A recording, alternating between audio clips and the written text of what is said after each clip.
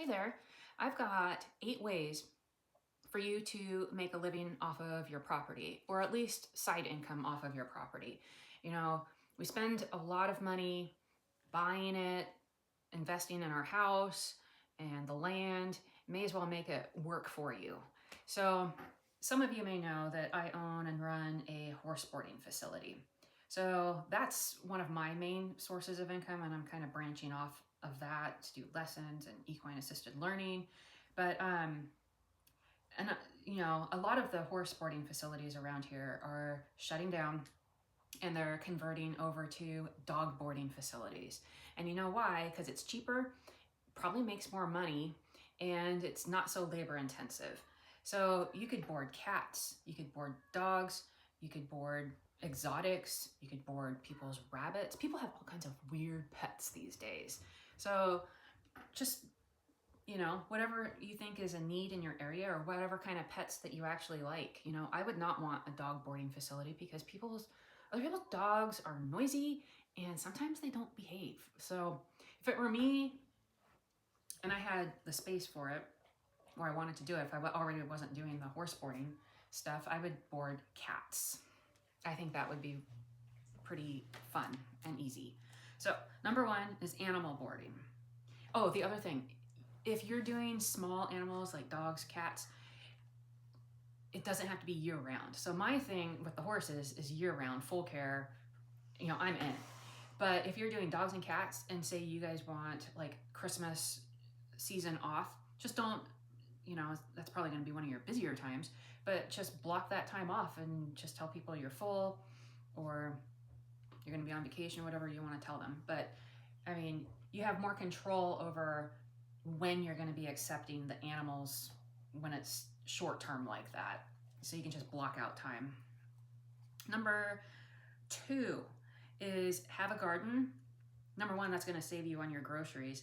And then you could save the seeds and resell them. That's something I'm actually going to be looking into after my garden gets going. Here we are, mid-April, and we've got snow in the forecast for later this week. And I am way behind on everything in my garden. I got some stuff planted yesterday. I got some parsley planted last week, and the fava beans are in. But I got sunflowers and corn and stuff out there, and squash. But some of the sunflowers are actually coming up, so I hope that we don't get the snow. I don't think we're going to. These weather forecasts are wrong all the time. But garden, you could save the seeds and sell them on like Amazon or your own website, or you could take your produce and, sell it at a farmer's market. Now, I have a lot of extra produce, and I usually just give it to people here at the barn, the stuff that I'm not going to process. The thing is, where I live, there's a lot of regulation, and farmers markets just are not what they used to be. So number 1 is like, I don't know, $175, $200 just to have a spot for the day at the farmers market. So that means you're going to have to sell that much stuff, hopefully. And then you have to have a business license, and then to sell the seeds, it's the same thing. It's a whole process. So I'm probably going to, depending on how my garden goes this year, if I have a real nice crop and I've got a lot of seeds saved up, I am going to look into getting my license to sell seeds. But the farmer's market just hasn't been worth it for me. It's not worth my time, and it's not worth the money. I don't know. I don't want to pay $150, $200 for a farm stand. So number 4, which is an idea off of that, if you've got the space for it, maybe you could do your own swap meet. Host a farmer swap meet, and don't charge people $200 a spot, and don't be a Nazi about, they'll say, oh, well, we've already got two vendors selling bread or whatever. So no, you can't be in our farmer's market. I haven't experienced that. I've just heard about it, and it sounds like utter BS.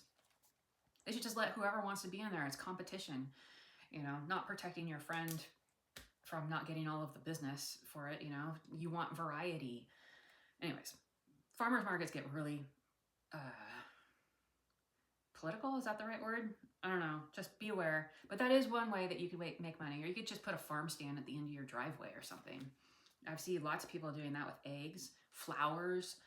fresh cut flowers and things like that. I don't know how much they make off of it. To me, but that's something you could look into, but for me, not worth it. So the next one, I think we're on 5 now, run some cows on your property. So I ran into my friend at the feed store the other day, and she used to have 2 cows on like half an acre. This year, she's letting her property rest. And so they're purchasing a quarter of a cow. And you know how much that costs? $1,400. So, I mean, there's some potential there to make some money.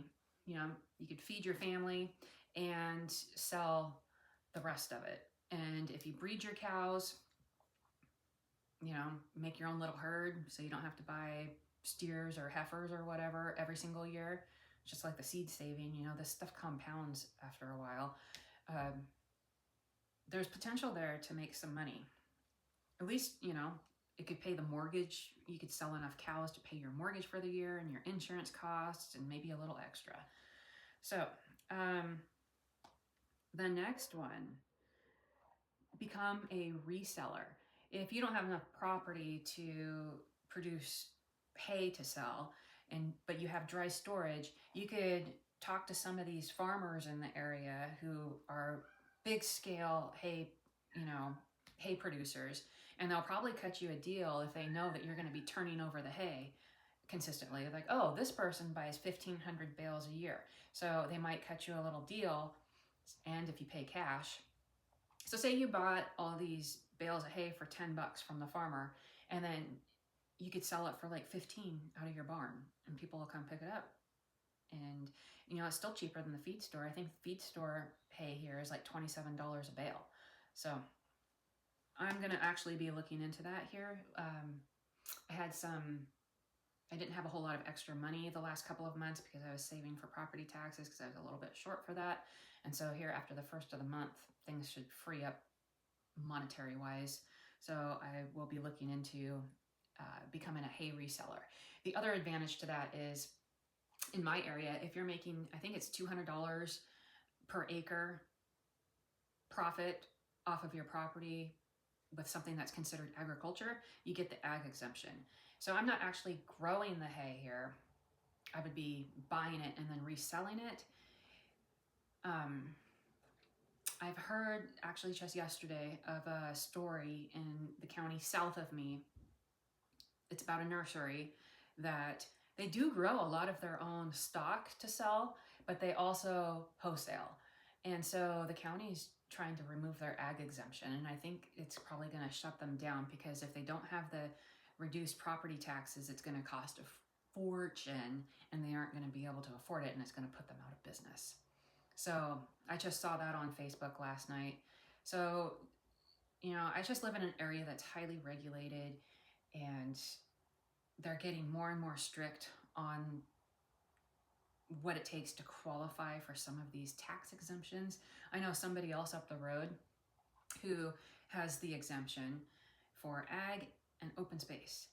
And for the ag, they say that they hay their 20-acre field, but I know that they don't hay it. It's a paperwork shuffle, and they just brush hog it every year. So, I don't know. I'm not saying to do that. I'm just telling you, a lot of people are not on the up and up with these things. Just FYI. I don't know where I'm going with that, but anyway. Number 6, and this is what I grew up. I grew up on a Christmas tree farm, a you-cut Christmas tree farm. So you could you pick strawberries, you cut trees, you cut, you know, a pumpkin patch, you could do a corn maze, and you don't need a whole lot of space for that, you know, any of this stuff. The trees, you might, you know, I'd say minimum 5 acres for that. And if you're doing Christmas trees, that's going to be a long game. So you plant them, and you're probably not going to be able to have people come out to cut the trees probably for at least another 5-6 years. So it is a long game, but I mean, what's a Christmas tree cost now? It's like $110 for a tree. And you could do you-cut, or you could wholesale them. Somebody will come, pick them up from you, wrap them up, and truck them out of there, and then you don't have to deal with people crawling all over your property.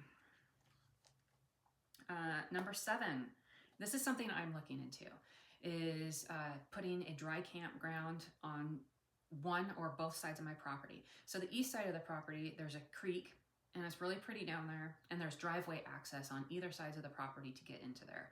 It would just need to be gravelled, but there's access from both roads because there's a road. Our property runs between two roads, so there's gates on both sides, but we would just have to put the gravel in so people could get to the campground.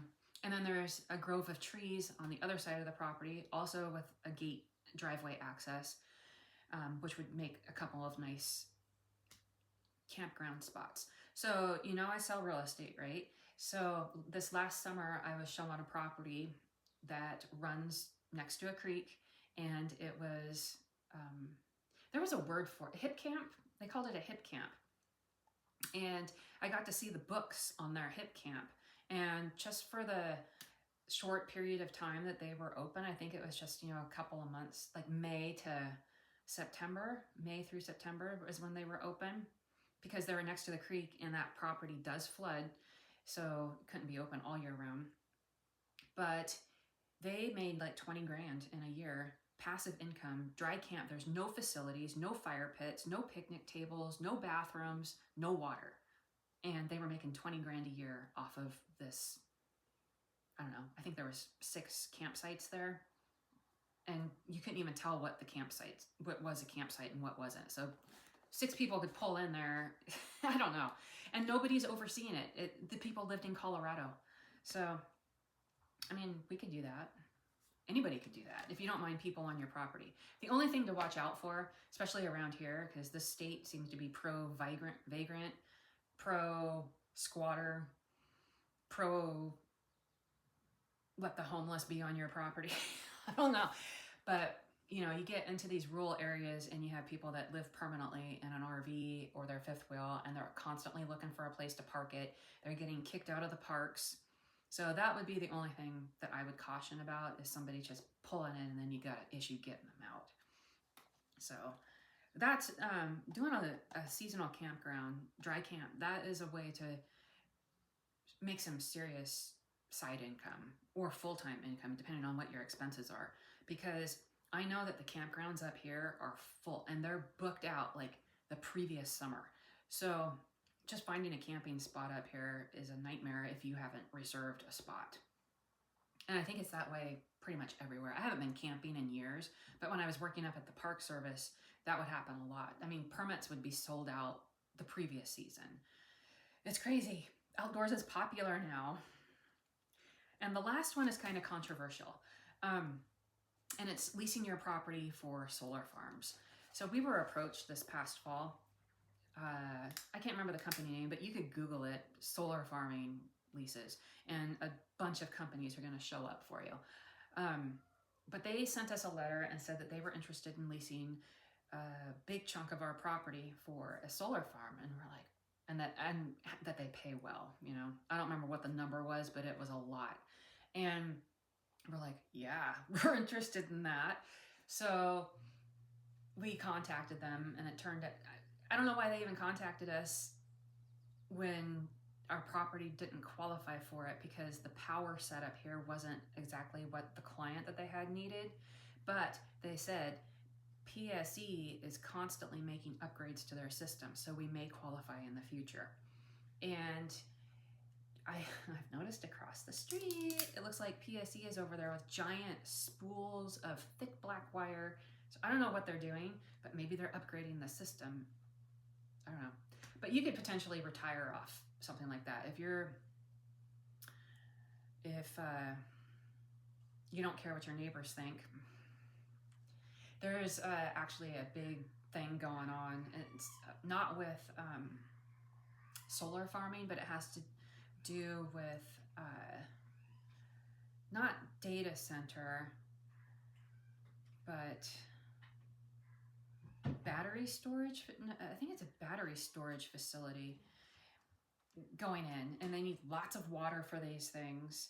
Anyways, they're fighting it. They're putting it on prime farmland. And there's people that have to live next to that. If they explode, it's toxic smoke that's going to be coming right our way. We'd have to evacuate. I don't know why they put these things in farmland, you know. Anyway, probably because it's right next to the river, you know. But solar farming, I don't know. We don't really have any neighbors except for these people who live in RVs full time who are not supposed to do that on to the south of us. So, but yeah, those are 8 ways that you can put your land to work for you, create multiple streams of income. So if something happens to your job, you're not just high and dry. And, you know, there's a lot of things that go into this besides just creating income streams. You also have to develop somewhat of a frugal, financially efficient lifestyle as well. So anyways, I thought I'd share those. If you made it through to the end of this video, 15, 16 minutes, thank you for watching. Please subscribe and like, and even better yet, if you could leave a comment, what are some things that you do to make money off of your property?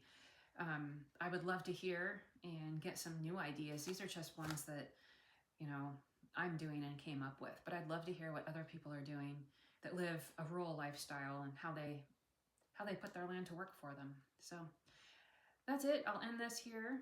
Hope you're having a good day, and I'll see you on the next one.